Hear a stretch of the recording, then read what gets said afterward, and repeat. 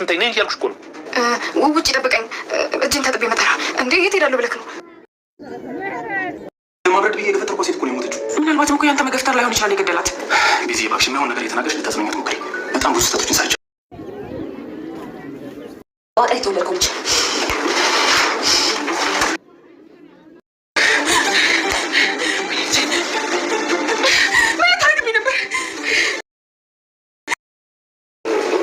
በጣም ጠምቶኛል። ጉሮሮዬም ደርቋል። ጨጓራዬም የተቃጠለ ነው። እባክህን ስጠኝ። ምግብ ሰራተኛ ያው ነው፣ ተያያዥ ናቸው። ጥሩ እሺ። ያሰብሽው ነው የሚፈጠር የምትፈልገው ነገር አለ? ስሜኝ አታናጭ። ምንም አልገባኝም። ለሏት ቤቷ ሄደሽ ነበር? ታዲያ ውጭ ይዘው መጣ ነው። አሁን ከመኪና ይወረች። ምን ነው ውረጂ።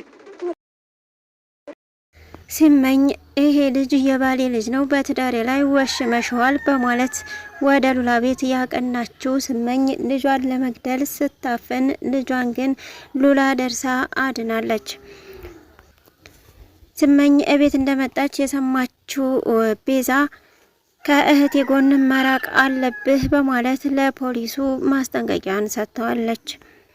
ሉሲ በድጋሚ ሌላ ወንጀል ስትሰራ ተገኝታለች። ወደ ሳሚ ያድነኛል ወዳለችው ሰው ስትደውል ነበር።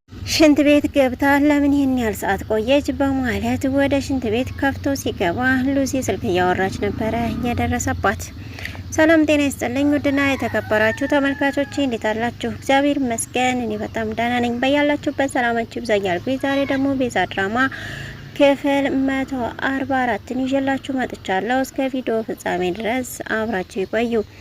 የፖሊሱ ባለቤት እነሱ ያላሰቡትን እሷ በማሰብ ወደነ ሉላ ቤት ሄዳ ይሄ ልጅ ከባሌ ነው የተወለደው፣ እሱም ደግሞ ወሽሞሽ ነበር በማለት ይሄ ልጅ ማደግ የለበትም በማለት እንግዲህ አፍና ልትገል ባሰበችበት ሰዓት ሉላ ከውጭ መታ ነበር እንግዲህ በሩን የከፈተችው። በሩን ስትከፍተውም በር ስር ሆና ተደብቃ አሳልፈዋለች። በድጋሚ ሉላ ወደ ውጭ ስትወጣ ነበር ድጋሚ ለማፈን የተዘጋጀችው። ነገር ግን ያፈነች ባለበት ሰዓት ሉላ በድጋሚ ከውጭ ትመጣለች። ምን እየሰራች ነው ልጄ? ምንድነው ያደረግሽው? ብላ ሮጣ ወደ ልጇ ነበረ እየሮጠችው። ልጄ ደህና ነህ አይደል? ምን አርጋብኝ ነው ልጄ? ምንድነው ያደረገችብኝ? በማለት በእናትነት ሆዷ ስትንሰፈሰፍ፣ ነገር ግን ልጇ ከመታፈን ድኗል። ሱራፌል እና እንዲሁም ቤዛ ከቤት ሲወጡ ያቺ የፖሊሱ ሚስት ስትሮጥ ነበር ያዩት። ምንድነው ማናት? በማለት ልከተላት እኔ በማለት ሱራፌል እየተከተላት፣ ቤዛ ግን ወደ እህቷ ጋር ነበር ያመራችው። ምንድነው የተፈጠረው? ማናት አሁን ወጣችሁ? በማለት ስትጠይቃትም ልጄን አፍናብኝ ነበር በማለት ትናገራለች። ይህንንም የሰማችው ቤዛ እጅግ በመናደድና በመበሳጨት ምን ማድረግ አለብን በማለት ነበር እንግዲህ ሲያስቡ የነበሩት። አሁን ላይ ዘገየ ባለቤቱን ለመፍታት እቅድ ይዟል። የዛ ምክንያት ደግሞ ሉላ ናት የሚል ሀሳብ ነው ባለቤቱ ላይ ጥርጣሬ ያሳደረባት። ቤዛም እንግዲህ ይህን ነገር ቁጭ ብዬ ማየት አልችልም በማለት ወደ ዘገየ በመሄድ ሁለተኛ ሉላ አጠገብ እንድትደርስ አልፈልግም፣ ርቀታችሁን በልኩ አድርጉ። ፖሊሱም ለምንድን ነው እንደዚህ ልትይ የቻልሽው? ምን ተፈጥሯል? አዲስ ነገር አለ ወይ? ሉላ ደህና አይደለችም ወይ? ልጇስ ደህና ነው ወይ? በማለት ይጠይቃታል። ቤዛም ለዛሬው ደህና ነው በማለት ነበረ የመለሰችለት። ወደ ባለቤቱም ጋር ደውሎ ነበረ።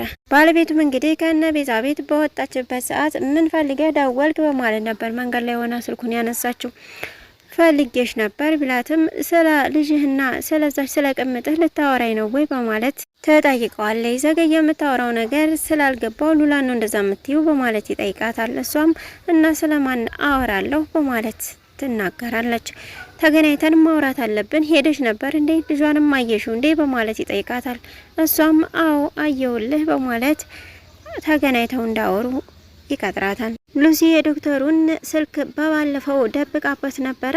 ወደ ሽንት ቤትም እገባለሁ በማለት እንግዲህ ሽንት ቤት እንድትገባ ይፈቅድላታል። ሽንት ቤትም ሆና እንግዲህ የብዙዎችን ስልክ ስትሞክር ሊያነሱላት ፈቃደኛ አይደሉም። የሳሚ ስልክ እንግዲህ አንስቶላታል።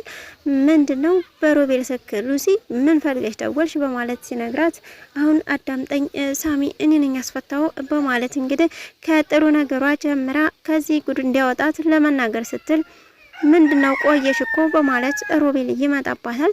አይ በቃ እጄን ታጥቤ እመጣለሁ እየጨረስኩኝ ነው፣ ስለዚህ ውጣልኝ በማለት ተናግረዋለች።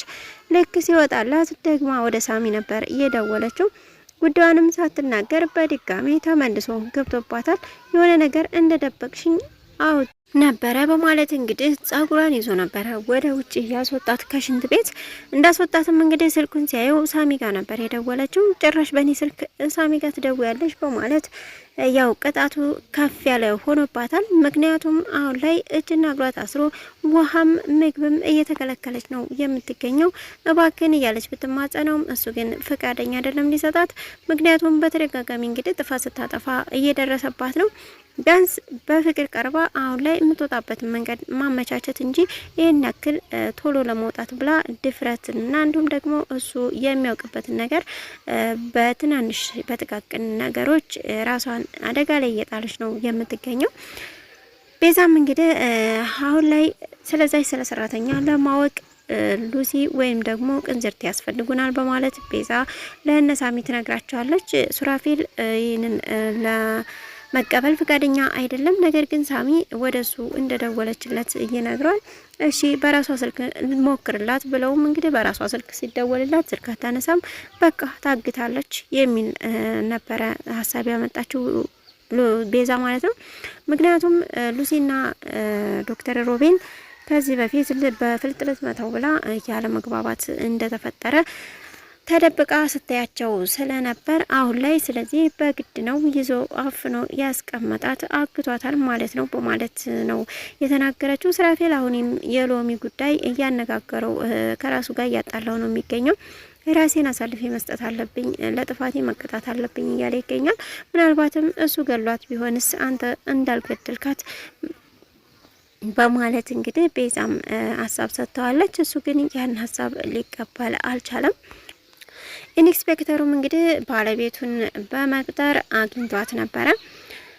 እሷም እንግዲህ ያው ስለ ሉላ መጥፎነት ነበር ስታወራ የነበረችው። ምክንያቱም ፍቺ ሊፈጸም የነበረው በአሁኑ በሉላን ካገኘ በኋላ ሳይሆን ከበፊቱም ነበር። ምክንያቱም የእህቱ ልጅ ለማሳከም ብሎ ነበር ብሩን ሀብቷን ተካፍሎ ሊሸጥና የእህቱ ልጅ ላሳክም የነበረው። ነገር ግን ሉላ የመጣችው አሁን ነው። አሁን ላይ ግን የፖሊሱ ሚስት የምታስበው ሉላ ልጅን የወለደችው ከሱ እንደሆነ ማለትም እሷ መውለድ ስለማትችል ምናልባት ከሱ ይሆናል የወለደችው በማለት ያው ውሽማው እንደሆነች አድርጋ ለሉላ ኃይለኛ ጥላቻዋን እያሳየች ነው የምትገኘው። ኢንስፔክተሩም እንግዲህ እያች በድብርት ያለች ልጅ ምን አድርገሽ ይሆን እንደዚህ ያስከፋሻት በማለት ተመኪናው አስፈንጥሮ ነው ያስወረዳት። በቀጣይ ቪዲዮ እስኪ ደግሞ ምን እንደሚከሰት እናያለን። እንግዲህ ቤዛ ድራማ እስካሁን ፈታ ዘና እያደረገን እንዲሁም ቁም ነገር እያስተማረን ነበረ የቆየው። ወደ መጠናቀቁም እየሄደ እንደሆነ እንግዲህ ከዋናዎቹ ሰምተናል። 4 ክፍል ነው የቀረው። መጨረሻው ምን ሊሆን ይችል ይሆን? በቀጣይ እስኪ የምናየው ይሆናል። እስካሁን አብራችሁ ስለቆያችሁ እጅግ በጣም አመሰግናለሁ። ለዚህ ቻናል አዲስ ከሆናችሁ ሰብስክራይብ ማድረጋችሁን አትርሱ። በያላችሁበት ሰላማችሁ ይብዛ። ሰላም ለሀገራችን፣ ሰላም ለሕዝባችን።